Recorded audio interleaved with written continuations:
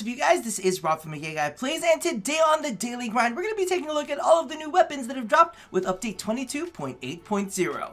Alright, this update is chunky. It's got a lot of things in it. First off, it's got 4 new weapons, which we're going to be taking a look at today. It's got the Operator back room, that third room that we actually talked about on the last dev stream. It's also got the new Operator idle animations, it's got the new Mirage animations, and it's got like a new armor set. So we're going to be taking a look at the weapons and the armor set for now.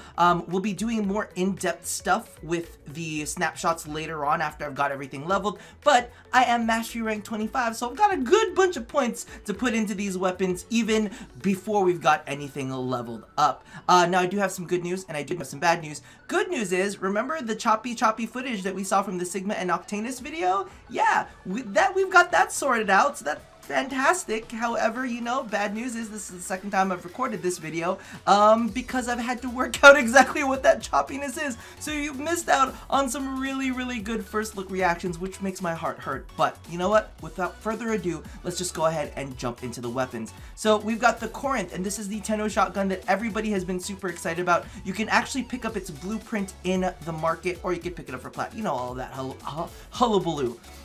Now, it's actually got 2 different fire modes. It's got the buckshot, which is going to be crit heavy, and it's actually got a 2.8 times critical multiplier, which I'm like, oh, it's gonna be sexy. Status on it is a little bit low for its buckshot. It's actually only sitting there at 12%. The next thing is the air burst, and I'm gonna show you some weird issues that I've encountered with the air burst, just because I don't know, it's doing some weird stuff, which I don't really know if it's meant to do. So this is the base stats of it. Let's go ahead and take a look at the mods that I've put into it already. So again, keep in mind, this is just what I could fit on it. This is all that I could fit on it at the moment. We're still gonna level this up, and we're still gonna go ahead and put format on it and everything, and we'll take a more in-depth look during one of these snapshots. Now let's go ahead and bring up one of the billies real quick. Let's set this to level 100, just because it's not, you know, this thing doesn't have the full power in it yet, by a metric ton. It still is gonna need some more supplementals to make it work. Now, the big feature on this is the air burst, and the air burst actually occurs at about 20 meters. The only thing, and as you can see, it's got a guaranteed knockdown. The only thing I have to say about the air burst is it's got about like a 5 to 10 meter radius, but the big issue with it is the fact if you use the air burst and it contacts an enemy, it literally does nothing. As you can see, I'm using the air burst right now, and it's not doing anything to this enemy. Also, keep in mind, if you look at its reload speed I think is like 2.3, but it's got the same reload speed that the Strun Wraith has, which you unload individually. So you can go ahead and knock him down on the ground. He got up pretty freaking fast, is it me? Or is that, I feel like that's a faster animation than normal. Now, I do have to say one thing here. As you can see, the critical on its own is struggling. Of course, I don't have corrosive on here to kind of like proc any armor stripping. I only have toxin on here, which, you know, is probably still not the best choice, but regardless. Now, the thing is, I do need to back up in order to get that air burst to work, because if you notice, he's already dead. Let's do one more, so that you guys can kind of see the issue with the air burst currently. And I'm not sure if this is a bug or, you know, if it's meant to work this way, but if I get too close with the air burst, like, there's no way for me to control it. If I shoot it on the ground, it doesn't really do anything, and I don't have like shred on this or anything, so it isn't like it isn't an issue with punch through that I've noticed. But as you can see, unless you're in that sweet spot, the air burst does not really do very much for you at all, which is kind of sad. Now I'm actually going to go ahead and move into the melee weapons real fast. We'll go and cover this in a second, but oh, look at this. Look at this shit. Look at this combo.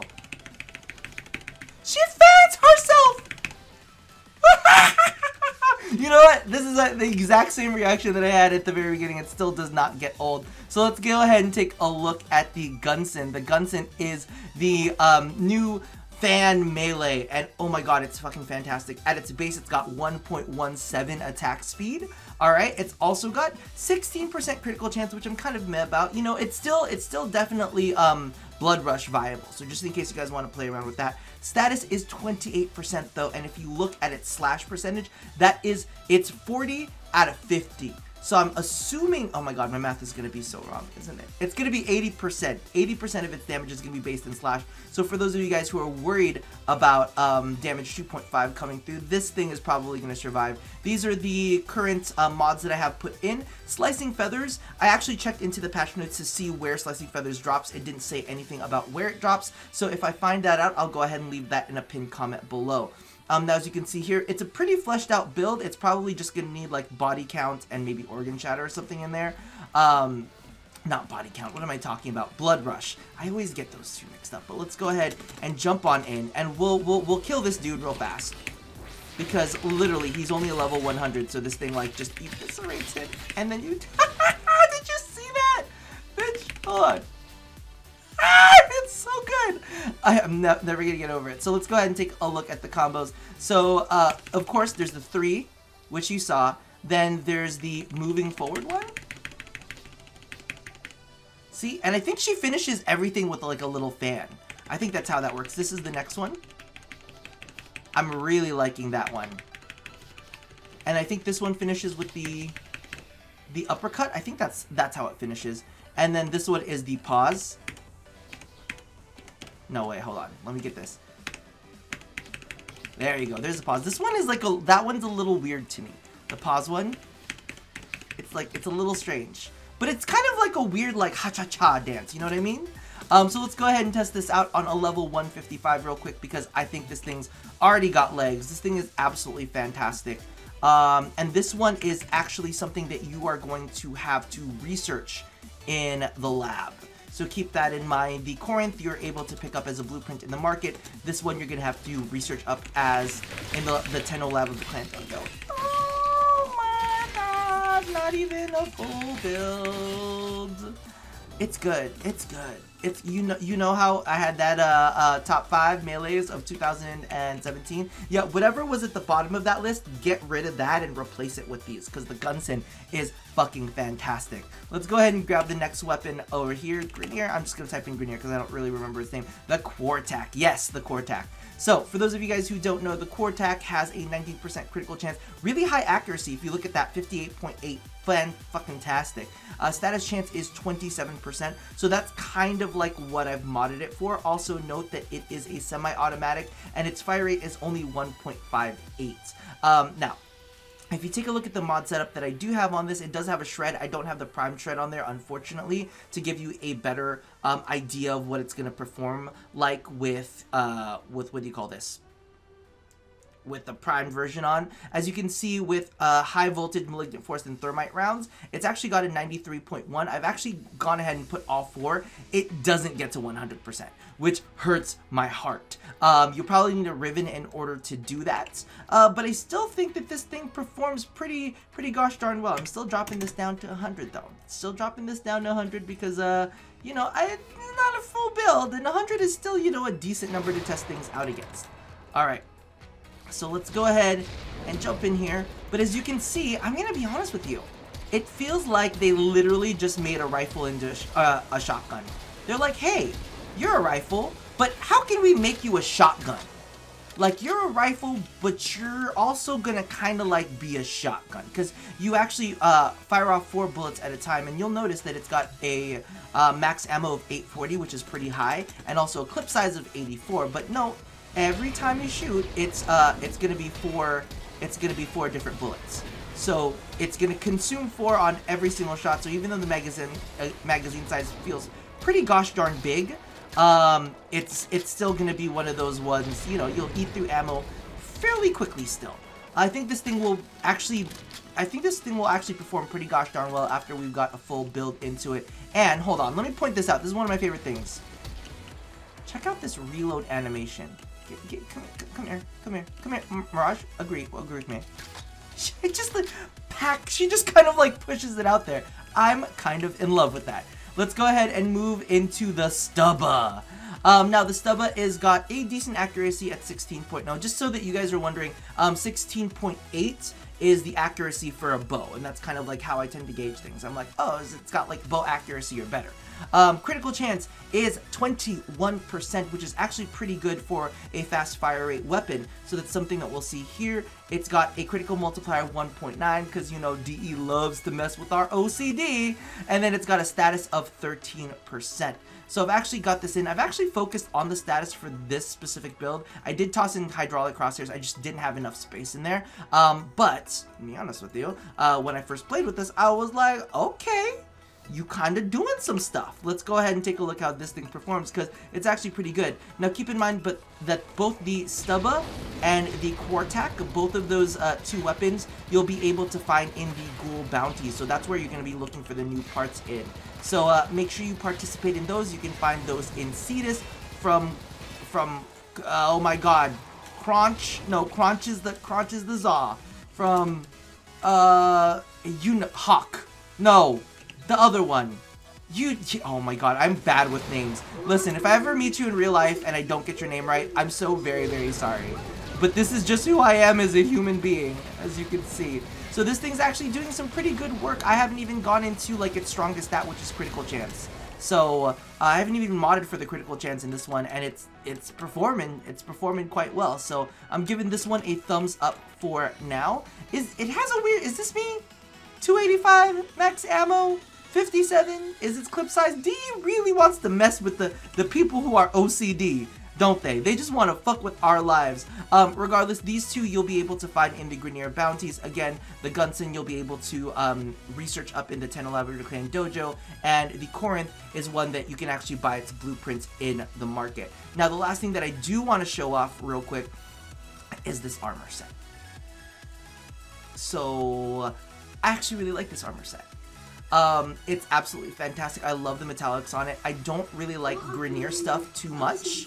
I'm not a really big fan of the Grineer aesthetic too much, but I love the little teardrop on top of the knee and like the back of the knee. Looks pretty cool. It looks a little bulbous, which does make me itch a little bit, but because of the fact that we can put metallics on it and make it look pretty, and I don't have red energy color on it, I feel just fine. So this is going to be a part of the new bundle that's actually in the market. But I do have to show you one issue I have with this. It comes with a SANDR. And we need to talk about the SANDR. It's called the Magor SANDR. What travesty of nature is this? Why do we have some scary Grineer voodoo doll weird bullshit on our back? This is creepy. This is like all levels of like creepy. It's got big old bug eyes. It's got a little grin on its creepy little face. It's got floppy little arms and a little soggy body. I can't even look at it for anymore. The rest of the armor set, oh yes, very, very beautiful. Whatever this is needs to go back into whatever jellyfish Grineer cave that it came from, because this is frightening, and this is on your back, and this is gonna be staring right at you whenever you're doing anything. I mean, if you got a sick sense of humor and you like a carved carcass thrown onto your back as your SANDR, okay, fine. Go ahead and do that. That is not something I can advocate for. It's a little bit too creepy for me because my brain is shook and I cannot unsee that. I don't think that there is any level of color customization that I can do to fix that. It's just unavoidable, unfortunately. However, before we go, I do want to go ahead and take a quick look at the prices in the market, just in case you guys are interested. There's just so much mail. So much mail. So if you want to pick up the Magor Assault Pack, that is $470, even though it does come with that travesty of scary SANDR. I think the armor set is definitely worth it. And the two weapons from that do feel like it's got some legs. The Corinth, we'll see. We got to get some mods into there. We got to see exactly how it ends up performing. But you can go ahead and start building this right now. It does require Mastery Rank 10, so keep that in mind. Moving along, we've got the Gunsen, Mastery Rank 10 as well, which I think is totally fair. This, y'all need to go get. Y'all need to go get this because this is some magic. this is some magic, alright? So go ahead and pick that up. We'll be taking a look at, actually, let's go ahead and take a look at the individual weapons. We'll be taking a look at the operator stuff and the back soon. Mastery rank 9 for the Quartakk, and then Mastery rank 5 for the Stubba. We'll be taking a look at the rest of these, of the extra bits and bobs in a separate video, probably something that we'll end up covering over the weekend. However, I do want to go ahead and start leveling these weapons up now ASAP so that I can go ahead and get snapshots out to you for a little bit more in-depth stuff, and so that you can go ahead and see how they perform, you know, at their top max potential ability. Those were words that I said. Regardless, I'm gonna leave that here for now, and as always, love somebody, hurt nobody, and touch yo bodies. Y'all get out to those ghoul bounties, have fun, and soon enough the acolytes will be here. So I will chat with you guys soon. Bye-bye. That's a weird thing to release during the holidays, right? Ghouls and acolytes. This is a one fucked up holiday. What are you thinking, DE? Is this how you want us to end the year, with ghouls and acolytes on our asses? Shit.